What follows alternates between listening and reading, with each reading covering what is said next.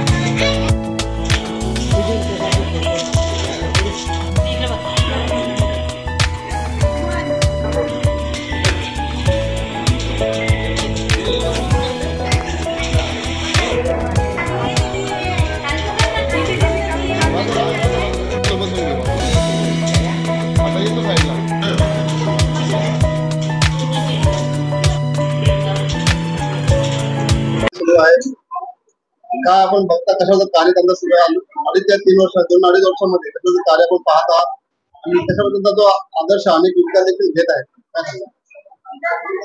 आज त्या कोपरगावचे प्रथम नागरिक हेमंत घरत यांचा वाढदिवसाच्या निमित्ताने आम्हाला सगळ्यांना आमंत्रण केलं आणि त्या दृष्टिकोनातून आलं. खरोखरच जे वरचे मोठे जागा असते त्यांच्यासाठी ते आपल्यासाठी धावत असतात, तर त्यांच्यासाठी आपण धावता आला पाहिजे, तरच त्याला मजा आहे. नाहीतर कुठली नुसतीच हे करून चालणार नाही.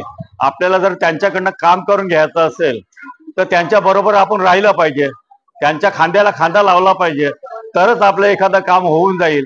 नाहीतर काय होते की आपण नुसतं आपली कामं बघत असतात, पण त्यांना पण जोर दिला पाहिजे. त्यांचं जर हे नसेल तर काय, कारण जिथे मोठेपणा असते, जिथे मोठेपणा असते तिथे यातना कठीण असतात. खरोखरच जो माणूस मोठा होतो, परंतु त्याच्या जोडीला जर काम करणारा जे माणसं नसतील तर कुठलंच काम एकटा करू शकत नाही. कारण गाव करील ते राव काय करणार आहे. गावाचा सगळा काम आज बघणारा, आता मंदिराचं वास्तविक त्यांनी आल्यापासनं पहिल्याच पावलाने त्यांनी एक धार्मिक कार्य सुरुवात केली. गावामध्ये 2-3 सप्ते चालू केले आणि त्याच्या मागे एक हीच रूढी करून ठेवली की आपल्या गावामध्ये असे 2-3 सप्ते झाले पाहिजे. आणि त्या उद्देशाने त्यांनी आजपर्यंत जे जे सांगितलं त्याच्यामध्ये कुठलाही खंड न पडता आजपर्यंत त्यांनी ते चालू ठेवले. आणि मोठं काम आपलं जे ठेवलेलं आहे ते म्हणजे मंदिराचं. आणि सगळे त्याच्यामध्ये सगळ्यांना व्यवस्थित बसायला जायला जागा मिळेल अशा पद्धतीनं सगळ्यात गावापेक्षा आपलं एक उत्तम गाव म्हणून एक ओळखला जावा. कारण कालच आपण बघितलं की आपला गाव होता कसा आणि झाला कसा, याच्यावर आपण मात केली की बाबा खरोखरच आपल्या गावातला कोणी पहिली दुसरी शिकलेला माणूस नव्हता, परंतु आज आपल्याच गावचा माणूस नेता. किंवा एखादी मुलगी सुद्धा, मी आता गेल्या या आठवड्यात की एक मुलगी आपल्याकडची छोटी मुलगी एक पायलट होते, म्हणजे आपली भरारी किती उंच झालेली आहे. आपल्या गावाचं नाव आज देशापर्यंत पोहोचलेलं आहे. तर हे असंच कोण ना कोणी तयार व्हावं आणि त्या उद्देशाने आपल्या गावाचं नाव वाढवावा, आपल्या लोकांची सुखसोयी करावी आणि त्या उद्देशाने त्यांना अखंड आयुष्य द्यावं, दुर्गंध आयुष्य द्यावं अशी आमची इच्छा आहे. आणि त्याप्रमाणे त्यांनी हे काम केलेलं आहे, काम चालू आहे. जय योगेश. जय श्रीराम, जय योगेश. बरोबरच आज आनंदाचा दिवस आहे. अतिशय उत्साहाने हे बंधू मत्स्य घरात जे कोपरगावचे जे सरपंच आहे चा वाढदिवस आज साजरा होता. आणि खरोखर ज्यांच्याकडे बीत मत प्रतिष्ठा या सगळ्या गोष्टी आहे, बिलकुल आहे. इतक्या प्रकारची उन्नताना असे हे आमचे सरपंच बंधू यांनी गावाच्या विकासासाठी अनेक प्रकारचे आयोजन केली व गावाचा म्हणजे जे त्यांनी जे बोलणं होतं 5 व्याख्या वगैरे करायचे तर त्या पण त्यांनी केल्या. आणि मंदिराचं काम पण जवळजवळ पूर्णत्वाला येत आहे. तर असे हे सरपंच आपल्या गावाला लाभले, म्हणून असे सरपंच प्रत्येक गावाला लाभावे हीच माझी भगवंताकडे प्रार्थना आहे. आणि आज कुठे म्हणतो असल्याने मी म्हणजे त्यांच्या या वाढदिवसानिमित्त त्यांना लाख लाख शुभेच्छा पण देतो. आणि सगळी कामं जे आहे जे त्यांनी जोमाने अति उत्साहाने करायला घेतलेले आणि ते त्याला त्यांची कामं पूर्ण व्हावीत अशी ईश्वराचरणी प्रार्थना करतो. आणि त्यांना कार्य सम्राट जे आहे म्हणजे आमच्या गावाचे की असे सरपंच न भूतो न भविष्यती असे सरपंच लाभलेले की ज्यांनी खरोखरच हे गावाची शान गावाचं नाव वाढवलं. आणि प्रत्येक गावच्या सरपंचांनी त्यांचा आदर्श घ्यावा. नीटनी प्रभूकडे भगवान शंकराकडे वा म्हणजे प्रथमतः सर्वांना जय श्रीराम, रामकृष्ण हरी. आज माझा जन्मदिवस आणि या वाढदिवसानिमित्ताने या माझ्या परिवाराने किंवा माझ्यासोबत असलेला माझा सर्व मित्रपरिवार आणि माझी ज्यांचा सतत माझ्या डोक्यावर आशीर्वादाचा हात असतो यांच्या सर्वांच्या प्रेरणेने आज हा माझा वाढदिवस साजरा होत आहे. खरं सांगायचं झालं तर जेव्हापासून आम्ही या ग्रामपंचायत कोपर याची सरपंच पदाची धुरा मी हाती घेतली, सरपंचपदी बसल्या बसल्या संस्कृती, शिक्षा आणि यांची सांगड घालून प्रथमतः आम्ही ज्येष्ठांचे मार्गदर्शन घेतले तर या गावासाठी काय केलं पाहिजे, कारण हीच मंडळी आहे तर जेणेकरून आमच्या गावासाठी आज 70 ते 80 वर्षापासून या गावाचा विकास, या गावाची लोक कशी सुखी राहतील, कसा गाव सुख समृद्ध होईल याचा त्यांनी विचार केलेला आहे.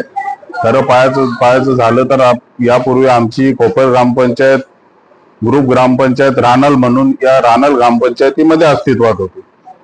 1967-68 साली ही कोपर ग्रामपंचायत आमची नव्याने अस्तित्वात आली आणि तेव्हापासून या कोपर ग्रामपंचायतीला अतिशय अल्प उत्पन्न होतं आणि या अतिशय अल्प उत्पन्नामध्ये कोपरगाव कसं चालवायचं आणि या गावाचा विकास कसा करायचा, गावामध्ये शैक्षणिक, सामाजिक, सांस्कृतिक कार्यक्रम कसे करायचे याचा सर्व लेखाजोखा या ज्येष्ठ मंडळीने त्यावेळेला मांडला. कोपर गावाच्या उन्नतीसाठी त्यांनी जे आटोकाट प्रयत्न केले. आज आमचे विठ्ठल काकाश्री असतील, हरिभक्त पारायण स्वाध्याय परिवारामधून त्यांनी अतिशय उत्तम काम केलेलं आहे गावासाठी. त्यांचे मोठे बंधू हरिभक्त पारायण स्वर्गीय बुधाजी कालीराम पाटील हे सलग 15 वर्ष सरपंच होते आणि त्यांच्या हाताखाली ते मार्गदर्शनाखाली काम करत होते. तेव्हा या गावाला अतिशय अल्प उत्पन्न होतं आणि कोपरगावला महसुली हद्दी सुद्धा नव्हती. म्हणजे सांगायचं झालं तर कोपरगाव म्हणजे असा एकदम अलग टाकलेला गाव असं आपण बोलतो का बाबा चला या माणसाला अलग टाकायचा, अशी परिस्थिती या गावाची होती. आणि या ज्येष्ठ मंडळींनी आमच्या आता वडील असतील, आमचे आजोबा असतील, भाऊ असतील, काका असतील, यांच्यासोबत असलेले आणखी मंडळी असतील, यांनी या कोपर गावाच्या उन्नतीसाठी, विकासासाठी आणि आमची पिढी जी आहे आता ही म्हणजे आम्ही त्यांची मुलं आहोत, ही सुखी कशी राहावी याच्यासाठी त्यांनी एवढे आटोकाट प्रयत्न केलेले आहेत आणि ते आम्ही लहानपणापासून बघितलेले आहेत. आम्ही जेव्हा सत्तेवर बसलो तेव्हा जेव्हा आमच्या वरिष्ठांनी केलेला संघर्ष गावासाठी आणि त्यांच्या संघर्षामधून हा कोपरगाव उभा राहिलेला आहे. म्हणून त्यांचे आम्ही नेहमीच आशीर्वाद घेऊन, त्यांचं मार्गदर्शन घेऊन कोपर गावाची धुरा, कारण त्यांचा असलेला अनुभव, दांडगा अनुभव, तो सामाजिक कार्यामध्ये असू दे, वारकरी संप्रदायामध्ये असू दे, स्वाध्याय परिवारामध्ये असू दे, आध्यात्मिक परिवारामध्ये असू दे किंवा शैक्षणिक माध्यमातून असू दे, त्यांचा जो अनुभव आहे, त्यांचा ज्या अनुभवाखाली जे आम्हाला त्यांचा आशीर्वाद मिळत आहे आणि तीच जी ताकद आहे आमच्या मागे, ती आम्ही गावाच्या विकासासाठी आणि गावाच्या उत्थानासाठी वापरत आहोत. आज आम्ही सरपंचपदी झाल्यापासून त्यांच्या मार्गदर्शनाखाली आम्ही प्रथमतः गावामध्ये संस्कृती जोपासावी, ही संस्कृती कशी टिकावी, आपला धर्म कसा टिकावा याच्यासाठी आम्ही त्यांचं मार्गदर्शन केलं आणि त्यांनी आम्हाला सांगितलं का आपण अशा मार्गाने आपण या कथा केल्या पाहिजेत.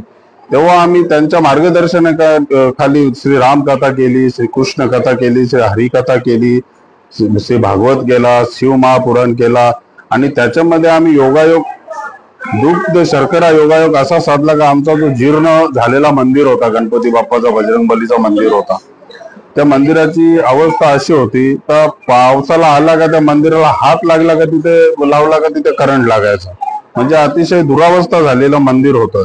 त्यांच्या आशीर्वादाने आम्ही ते मंदिराचं पहिले काम हाती घेतलं आणि या पंचक्रोशीमध्ये आम्ही प्रभू श्री रामचंद्र, गणपती बाप्पा, बजरंगबली, विठ्ठल रखुमाई मंदिराचा जो आम्ही जीर्णोद्धार केला आणि आता जवळजवळ त्याचं 80% काम पूर्णत्वास आलेलं आहे. आणि हा सर्व काम लेखाजोखा गावातील शैक्षणिक माध्यमाच्या बाबतीत सांगायचं झालं तर आम्ही पहिले आल्या आम्ही अंगणवाडी पास करून घेतली, अशी उत्कृष्ट अशी अंगणवाडी बांधली, सुसज्ज अशी अंगणवाडी बांधली. त्याच्यानंतर आम्ही जिल्हा परिषद शाळा तोही काम हाती घेतला आणि तोही आम्हाला आदरणीय आमचे नेते, दैवत, माजी केंद्रीय पंचायत राज्य मंत्री कपिलजी मोरेश्वर पाटील साहेब हे केंद्रीय मंत्री असताना त्यांच्या माध्यमातून आम्हाला गावाला अतिशय भरघोस असा निधी मिळाला. त्याच्या निधीच्या माध्यमातून आम्ही अंगणवाडी असू दे, शाळा असू दे, जल जीवन मिशन योजनेअंतर्गत पाण्याची टाकी असू द्या, रस्ते असू द्या, गटारे असू द्या, नवीन पाईपलाईनची योजना असू द्या, अशी भरघोस कामं आम्हाला त्यांनी दिली. तलावाचे शिशोभीकरण असू द्या, त्या शिशोभीकरणामध्ये आम्ही गार्डनची व्यवस्था केली, तलावाला चांगली अशी जाली मारण्याचं काम हाती घेतलेलं आहे, पेवर ब्लॉक मारलेले आहेत आणि चांगला असा आता गोल्फ मैदान, क्रिकेटचं मैदान, कबड्डी पट्टू आहेत आमच्या गावातील, त्यांना कबड्डी खेळण्यासाठी साधन उपलब्ध करत आहोत. त्याच्यामध्ये जे आमचे ज्येष्ठ मंडळी आहेत त्यांना सकाळ संध्याकाळ कोपरेश्वर मंदिरामध्ये गेलो आणि तिथं त्यांची भक्ती झाली का त्यांना आनंदमय वातावरण तिथे कसं निर्माण व्हावा याच्यासाठी आम्ही तिथं नाना नानी पार्क बांधत आहोत आणि वृद्धांना आमच्या ज्येष्ठांना बसण्यासाठी तिथे चांगली अशी सोय उपलब्ध करून देत आहोत. महिला आमच्या ज्येष्ठ आहेत त्यांनाही बसण्यासाठी तिथं उपलब्ध आम्ही सोय करून देत आहोत. अशी विविध कामं आम्ही या ज्येष्ठांच्या मार्गदर्शनाखाली आमचे नेते आदरणीय कपिलजी पाटील साहेब, देवेशजी पाटील साहेब यांच्या माध्यमातून आम्ही हाती घेतलेले आहेत आणि ती पूर्णच करणार आहोत. आज मला सरपंचपदी बसून जवळजवळ 3 वर्षाचा काल होत आला. जवळजवळ 1 ते 1.5 वर्ष कालखंडामध्ये आम्ही एवढी विकास कामं हाती घेतली होती, पण मध्यंतरी आमचे कपिल पाटील साहेब यांना थोडासा मतदानामध्ये फटका झाल्यामुळे त्यांचा तो पराभव झाला. तिथे आम्ही थोडासा विकास कामामध्ये खचून गेलो, पण पुन्हा त्यांचा आशीर्वाद घेतला, त्यांचं मार्गदर्शन घेतला. त्यांनी आम्हाला मार्गदर्शन केलं. कुठल्याही प्रकारचा माझा जरी पराभव झाला तरी तुम्ही खचून जाण्याचं काम नाही. तुम्हाला जेवढा निधी, जेवढा गावाचा विकास करायचा आहे त्या विकासाच्या माध्यमातून जे काय लागेल ते तुम्ही आम्हाला सांगायचं, ते आम्ही तुम्हाला प्राप्त करून देऊ. पुन्हा एकदा आम्ही त्यांच्या समोर गेलेलो आहोत आणि बरीचशी अशी विकास कामे आता आम्ही त्यांच्या माध्यमातून गावासाठी प्राप्त करून घेत आहोत. त्याच्यामध्ये शाळा आहेत, असे बरेचसे आता क्रिकेटचा ग्राउंडचाही आमचा प्रस्ताव गेलेला आहे आणि ज्येष्ठांसाठी आम्ही विविध योजना, महिलांसाठी विविध योजना, शैक्षणिक कार्यासाठी विविध योजना, सामाजिक वैद्यकीय जे माध्यम आहेत, आता प्राथमिक आरोग्य केंद्राची आम्ही मागणी केलेली आहे. अशी बरीचशी कामं आम्ही आमच्या या माध्यमातून, ज्येष्ठांच्या माध्यमातून, त्यांच्या आशीर्वादाच्या माध्यमातून घेत आहोत. आणि मी अजूनही तो आपल्याला सांगत इच्छितो की मला जवळजवळ अजून 2 वर्षाचा कालखंड आहे. पूर्णतः 2 वर्षाच्या कालखंडामध्ये या ज्येष्ठांच्या मार्गदर्शनाखाली या पंचक्रोशीमध्ये कोपरगाव बोलणं म्हणजे अतिशय छोटा गाव, लहान गाव, कमी लोकसंख्या असलेला गाव, पण आमची ख्याती, आमचं नाव, आमचा हा कोपरगाव हा ज्येष्ठांच्या मार्गदर्शनाखाली, आमच्या नेत्यांच्या मार्गदर्शनाखाली कसा सुख समृद्ध आणि या पंचक्रोशीमध्ये आमचा कोपरगाव कसा 1 नंबरवर जाईल याच्या आम्ही विविध योजना आखत आहोत. आणि लवकरात लवकर त्याच्यामध्ये आम्हाला चांगलं असं मार्गदर्शनही लाभलेलं आहे आणि सफलताही मिळत आहेत. आणि असाच आशीर्वाद आणि मार्गदर्शन आमच्या ज्येष्ठांच्या माध्यमातून, आमच्या नेत्यांच्या माध्यमातून, माझा ग्रामपंचायत परिवारच आहे, माझा मित्रमंडळ आहे, त्या महिला वर्ग आहे, त्यांच्या माध्यमातून आम्ही करत आहोत. आणि त्यांच्या आशीर्वादानेच आज मला हा अतिशय आनंदाने वाढदिवस साजरा करण्याचा योगायोग मिळालेला आहे. कधी एवढ्या जोरामध्ये मी वाढदिवस साजरा केला नव्हता, फक्त आई वडिलांचा आशीर्वाद घ्यायचो आणि स्तब्ध राहायचो. पण या माझ्या या कोपरगावातील माझा परिवारच आहे, कारण मी प्रथम नागरिक म्हणून माझा परिवारच समजतो. कुठं विरोधक वगैरे काही समजत नाही. ज्याची समस्या असली ती एक झटक्यामध्ये कशी सॉल्व्ह होईल याचा मी जास्तीत जास्त अभ्यास करत असतो. आणि हा माझ्या परिवारातर्फे आज हा माझा वाढदिवस अत्यंत आनंदाने साजरा केलेला आहे. त्याच्याबद्दल मी त्यांच्या अतिशय मनापासून ऋणी आहे आणि सर्वांना धन्यवाद देतो. आणि इथे जमले आणि मला ज्यांनी आशीर्वाद दिला वाढदिवसाच्या निमित्ताने सर्वांचे मी आभार मानतो. सकाळी मला माननीय आमचे नेते कपिलजी पाटील साहेब यांनी स्वतः फोन करून बोलावलं आणि त्यांनी मला आशीर्वाद दिला. देवेशजी पाटील यांनी आशीर्वाद दिला आणि याच माध्यमातून आम्ही स्मित वृद्धाश्रम आहे काल्हेरमध्ये, तिथे जवळजवळ 100 ते 150 वयोवृद्ध आहेत, त्यांनाही आम्ही तिथं भोजन व्यवस्था केली, फल वाटप केला आणि त्यांचा आशीर्वाद घेतला. आणखी असेच आम्ही आशीर्वाद घेत राहू आणि आपलाही आशीर्वाद आम्हाला असाच मिळत राहू, ईश्वर चरणी प्रार्थना करतो. आणि जय श्रीराम.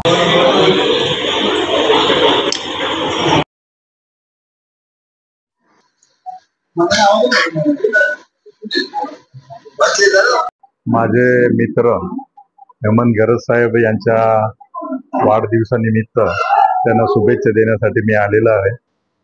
मी प्रथम त्यांना वाढदिवसाच्या शुभेच्छा देतो की त्यांना चांगलं आरोग्य, आयुष्य लाभो, त्यांना यश मिळो आणि त्यांच्या जीवनामध्ये समाधान आणि त्यांनी केलेले जे कार्य आहे ते यशाच्या शिखरावर त्यांना पोहोचो अशी मी साईबाबा चरणी प्रार्थना करतो. हेमंत गरज साहेब म्हटलं तर कोपर आणि माझ्या राहणार जिल्हा परिषद गटामध्ये एक चांगला कार्यकर्ता म्हणून ते काम करत आहेत आणि आमच्या माजी केंद्रीय मंत्री साहेब कपिल पाटील साहेब यांचे एक जवळचे विश्वासू असे कार्यकर्ते आहेत. त्यांच्यावर दिलेली जबाबदारी ते निस्वार्थपणे आणि विश्वासाने ते काम करत आहेत. मी त्यांच्या वाढदिवसानिमित्त त्यांना उदंड आयुष्य लाभो अशी मी ईश्वरचरणी प्रार्थना करतो. धन्यवाद.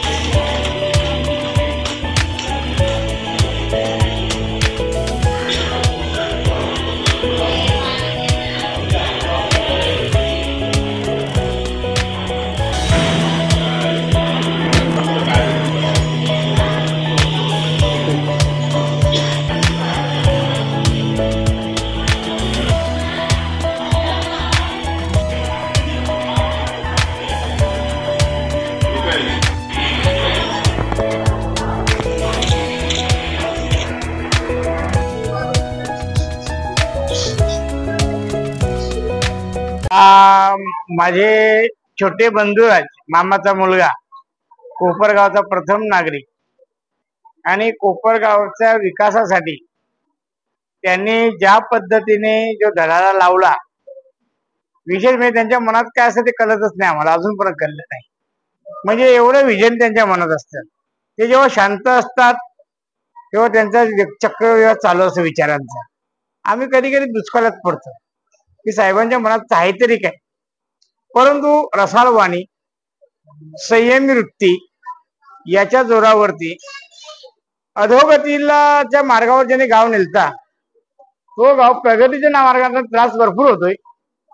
आज बऱ्याच गोष्टी सांगतो की आमच्या गावाला संघर्षाचा इतिहास आहे. आमच्या बापजाद्याने ज्या आमच्या भूसंपादनाचा सारखा विषय होता तो चांगल्या पद्धतीने लढाई जिंकून आमच्यापर्यंत पोहोचवला. पण आमच्या पिढीने त्या जमिनीची विल्हेवाट एवढ्या गलिच्छ पद्धतीने लावली. एका ठिकाणी सांगायचं ही सरकारची जागा आहे, दुसऱ्या ठिकाणी सांगायचं ही आमची जागा आहे. ही दुटप्पी भूमिका जी आहे ती दुटप्पी भूमिकेच्या समन्वय साधायचं काम जर कोण करत असतील ते सरपंच हेमंत गरज करतात.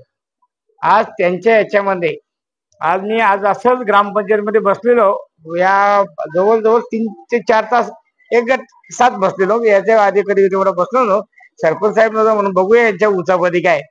आज तुम्हाला एक सांगतोय की या माणसाने गावाचं उत्पन्न जे आहे तो 1,44,00,000 नेऊन ठेवलेलं आहे त्या स्थितीत याच्या. आणि आता ज्या नवीन घरपट्ट्या येतील तो बरोबर असा प्रगतीचा रथ आज गावातल्या तरुणांना काम मिळालं पाहिजे. पूर्वी कसं व्हायचं की ज्यांच्या आता सत्ता होती ते फक्त एकच टेबल, एकच खुर्ची आणि एक आमच्या गावचं त्याचा पी ए, हे दोघंच बोलत. पण सगळ्यांना व्यासपीठ कसं उपलब्ध करून द्यायचं. गावातला जो वरिष्ठ वर्ग आहे, कालकरी, वालकरी, मालकरी, त्याच्यानंतर वामनराव आहे, त्याच्यानंतर स्वाध्याय परिवार, सगळ्यांची विनम्रपणे वागणारा. मी तर कधी कधी आज आमच्या घरात चर्चा झाली की म्हणे सरपंच साहेबांच्या घरी गेलतो, काय तो राजमहल आहे, त्या घरात किती लोक काम करायला असतील असे आमच्या घरची जेव्हा मंडळी विचारायला लागली तेवढं आहेत त्यांच्याकडे माणसं. आणि विशेष म्हणजे की राजमहालामध्ये राहून सुद्धा जमिनीवर राहणार सरपंच म्हणजे हेमंतकडे बघता येईल. आज गावातल्या तरुणांना बऱ्याच राजकारण्याने काय करायचं, खा प्या मजा करा, इन ड्रिंक दी मेरी, परंतु त्यांना काम धंद्याला आणि बिल्डरकडनं काम खेचून स्वतःला एकेकाला डंफर आईवा पैसे नसतील तर पैसे टाकून, आता ते नशीब माझ्या अजूनपर्यंत वाट्याला आलेले नाहीये, परंतु त्यांची परिस्थिती चांगली सुधारली आणि नुसती सुधारली नाही तर करोडामध्ये आणून ठेवणार असा सरपंच. की याच्या आधी पण आर्यन सारखा कंपाऊंड होता, पण ग्रामपंचायतीच्या माध्यमातून कुठल्या सरपंचाने तो प्रयत्न केला नाही. पण हेमंत म्हणजे कसं आमच्या पुढे एकदमच बारीक पोरगा तो, परंतु त्याचा माइंड जो आहे ना तो पूर्णपणे बिझनेस नाही.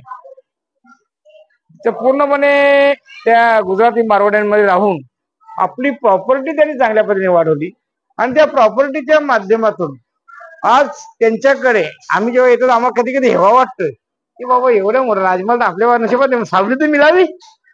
आणि अशा पद्धतीने सगळ्यांना जवळ घेऊन काम करणारा, त्याच्यावर किती प्रहार येऊ दे उलटून लावतो, उलटून आणि उलटून लावण्याची परतुनाची धमक ज्या भगवंताच्या कृपेने त्यांना ही शक्ती प्राप्त झालेली. आणि एक असा सरपंच कधी बघितला नाही की त्यांनी ज्या क्षणी सरपंचपदाची धुरा हातात घेतली आणि गावच्या मंदिराचा जीर्णोद्धार करायला गेला त्या क्षणी त्याने एक फार मोठा त्याग केला. तो त्याग असा असेल की आमच्या आगरी समाजाला मटण मच्छीशिवाय पर्याय नाही, हे आमचं आद्य खाद्य. पण त्या माणसाने ते सोडूनच टाकलं. आता आम्ही त्याला विनंती करतोय किंवा ते मंदिराचं काम लवकर पुरा कर आणि एकदा आमच्या लाईनीला ये. अशा पद्धतीचा सरपंच सगळ्यांना घेऊन जाणारा.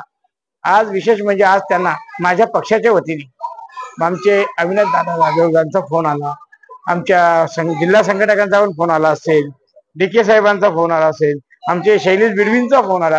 म्हणजे नुसतं हे मनसेचे झाले, समाजवादीच्या लोकांचे पण आले असतील फोन, आमच्या हिंदुसिंह मामाचा फोन आला असेल, आमच्या दत्ता राणाचा फोन आला असेल, माझा पारा भाऊ आणि परम मित्र भारत पाटीलचा हे एकदम जिवलग मित्र त्यांचेही फोन आले असतील. आणि अशा सगळ्यांना सगळ्या पद्धतीने घेऊन जाणारा सरपंच या गावाला लाभला. आणि आता एकच इच्छा आहे की गावातल्या तरुणांना काम मिळालं पाहिजे, हा ध्यास त्यांचा आहे. आणि तो ध्यास ते ज्या वेळेला मी तर कधी कधी या माणसाच्या जोडीला राहायचंच नाही पुढच्या वेळेला. पण एक प्रश्न आहे, मग राहायचा कोणाच्या जोडीला हा प्रश्न पडतोय. मग दगडापेक्षा वीर बघून पण याने तर जीवनच बदलली ना. जीवन काही पोरं अशी होती की फक्त पिशव्या बाळगायला होत्या इतरांच्या बरोबर, आज ते स्वतः मालक म्हणून धंद्यामध्ये उतरले. या प्रगती, याला प्रगती बोलतात. आणि ती प्रगतीचा बादशाह जर कोण असेल तर तो हेमंत गरज आहे. मी त्यांना दीर्घायुष्य लाभो म्हणून शुभेच्छा देण्यात इतकं मोठं नाही, पण त्यांचं अभिषेक चिंतन निश्चित करेन. आणि त्यांच्या पुढील वाटचालीसाठी त्यांना आमच्या गावाच्या वतीने, माझ्या पक्षाच्या वतीने, महाराष्ट्र नवनिर्माण सेनेच्या वतीने शुभेच्छा व्यक्त म्हणजे अभिषेक चिंतन करतो. आणि मी इथे थांबतो.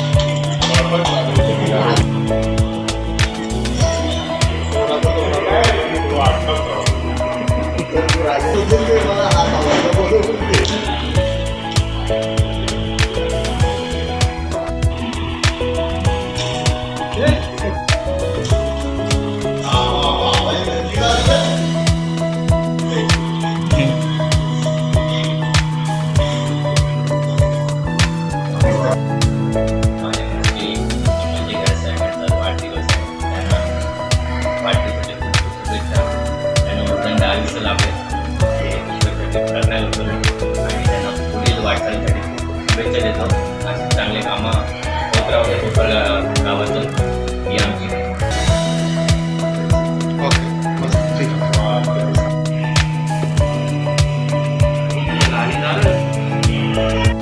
न्यूज में